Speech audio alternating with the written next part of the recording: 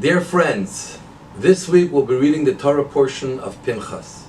Pinchas has many fascinating laws, events that happen during this portion, but I want to focus on one area which is, to me, always catches my interest, and that is that Moshe Rabbeinu turns to God, recognizing that the fact is he's not entering into the land of Israel. Someone else will be leading the Jews into the land of Israel. After he had already stood up to Pharaoh, taken the Jews out of Egypt, led them through the desert for 40 years, where they received the Torah, they got their tabernacle, their Mishkan, the presence of God in their midst. They learned the whole Torah.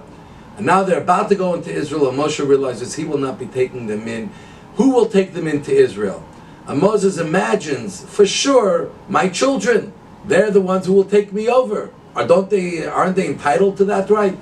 And he turns to God and says to God, so what's the plan? Is it not my children, just like Aaron's children are the ones who inherited him as the high priest? And God turns to Moshe and says, no, not your children. I love your children, they're great, but they will not be the ones who will lead the Jews into Israel. Who will? Yehoshua, Joshua. Who is Joshua? Joshua was someone who dedicated his life to be at the feet of his teacher Moshe Rabbeinu at all times. He was always there ready to serve him, but more importantly to learn from him, from every nuance, from every detail of how he lived his life. He was learning and soaking it in. And God said, though Joshua is not known, and you'll have to prop him up in front of the people so they realize he has the same authority as you, but yet Joshua will be the leader. And I think this is so telling for all of us, because very often when we think about leadership within our community, leadership within a small group, we always say, oh, who are the natural leaders? Who are the ones whose parents were leaders? Who are the important ones? Who are the ones that are the ones considered a more special family or lineage?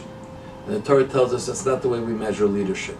Anyone who dedicates themselves to the cause, anyone who dedicates themselves to the knowledge of Torah, to the interest of God and the Jewish people, that is someone who's ready for leadership.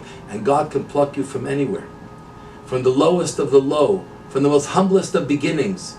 There's no entitlement to leadership. Everyone has leadership open to them. And this is a lesson for all of us. Become a leader.